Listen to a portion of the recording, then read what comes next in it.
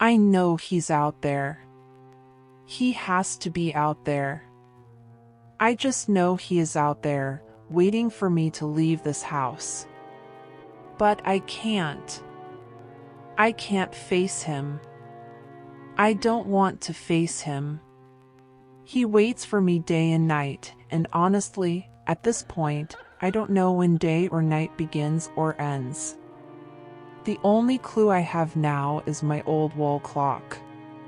It ticks endlessly but doesn't tell me if the time outside is AM or PM, nor does it tell me the date or season. I don't know how long it's been, a week? Maybe 2.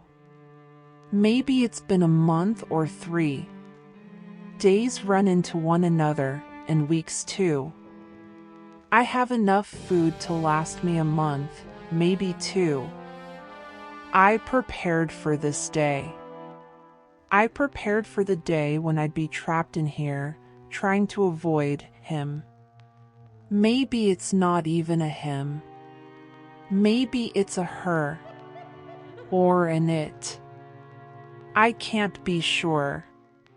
It just stands out there in my front yard, watching, waiting, biding its time. Waiting for me to open the door, and then it'll all be over for me. The police have come. More than once. They come, bang on the door, ask to speak to me, but I never come out. They want me to open that door, but I can't. What if IT is pretending to be them? It would be the perfect opportunity for IT to finally get what IT wants from me. My life, my money, my soul even? I don't know what IT wants, but IT seems to never leave me. The thing is from a nightmare. It has the blackest eyes. The devil's eyes. Maybe it's the devil himself, but he cannot get in here with me as long as I keep that door locked, bolted, and barricaded. I made sure to install enough security that God himself would have trouble making that door move. Only a bullet or a bomb might be able to open it, but I'm far ahead of IT.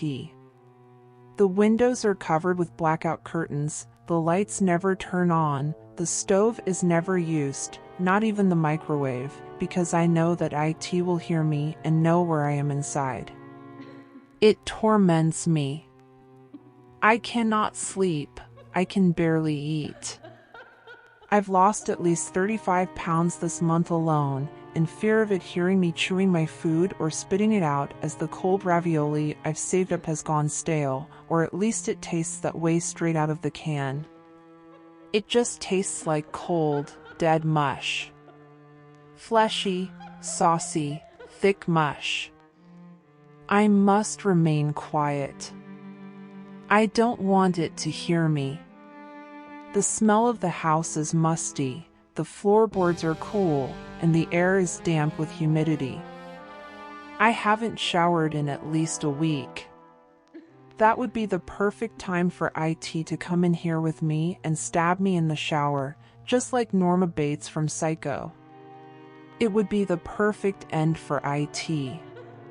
The first slasher movie ever made being the perfect ending to my story. I could be the real-life Janet Leigh, but at this point, I have forgotten who I am. I haven't seen my reflection in what feels like months, in fear that IT will be staring back at me from the mirror, nor have I heard my voice. Am I a man? A woman? Or am I something else entirely? It's been so long since I've seen or heard myself that I am starting to question what I am. What ITIS matters less than what I am now, but I can't find out what I am without making IT hear or see me inside. The only light I keep with me is a small candle. Surely IT cannot see the candlelight behind the blackout curtains. I can hear the door knocking again. I'm not going to open it. Not now, not ever. The only problem is, It's coming from inside the house now. I guess IT finally got what IT wanted. Maybe now I will have answers. Maybe now I will finally understand why IT came and why IT will never leave.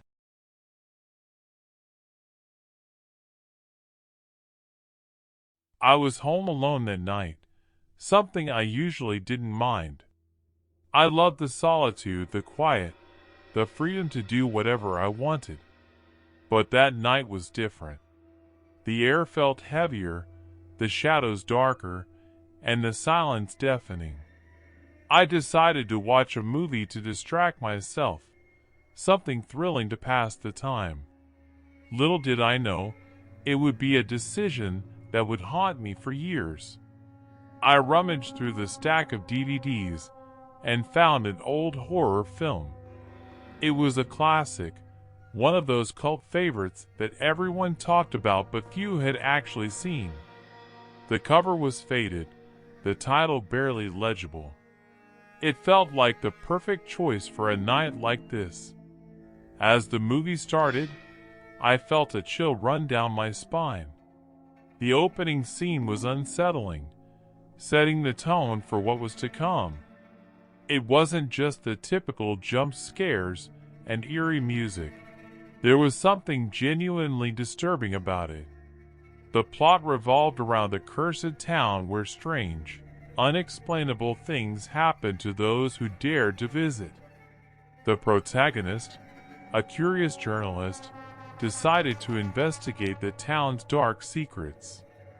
As he delved deeper, the atmosphere grew more oppressive, and the sense of dread more palpable. The townspeople were strange, their behaviors erratic and unsettling. They spoke in cryptic riddles, their eyes vacant yet piercing. It was as if they were warning him, but he couldn't turn back. About halfway through the movie, the power went out. The house plunged into darkness, the silence so thick it felt like it was suffocating me. I cursed under my breath, fumbling for my phone to use as a flashlight. As I moved through the darkened house, I couldn't shake the feeling that I wasn't alone. I made my way to the circuit breaker, my heart pounding in my chest. The shadows seemed to move, and every creak of the floorboards made me jump. I flipped the switch, and the lights flickered back on. I breathed a sigh of relief and returned to the living room, eager to finish the movie. When the screen lit up again, the journalist had reached the climax of his investigation. He discovered an old, abandoned house on the outskirts of town, rumored to be the source of the curse. Inside, he found a journal detailing the horrific experiments conducted by the town's founder, a deranged scientist obsessed with immortality. The experiments involved torturing the townspeople, driving them mad in his quest for eternal life. As the journalist read the final entry, a sense of dread washed over me. The words on the screen seemed to blur, and the room felt colder. It was as if the house itself was watching me. I tried to shake off the feeling, but it clung to me like a shroud. In the movie, the journalist met a grisly end, his body contorted in unnatural ways, his face frozen in a mask of terror. The final scene showed the townspeople standing outside the house, their eyes glowing in the dark, whispering the same cryptic riddles. The screen went black, and the credits rolled. I sat there, paralyzed with fear. The movie was over, but the terror was just beginning. I felt a presence in the room, something watching me from the shadows. I turned off the TV and stumbled to my bedroom, locking the door behind me.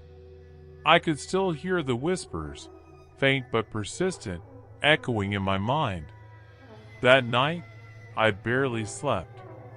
Every creak of the house, every rustle of the wind, sent me into a panic. The images from the movie replayed in my mind, and I couldn't shake the feeling that something had followed me from the screen. The next day, I found the DVD and threw it away, hoping to rid myself of its curse. But the fear never left. Even now, years later, I can still feel it. I avoid horror films. The memory of that night too vivid, too haunting. I sometimes wonder if it was just a movie or if there was something more, something real that crossed over into my world.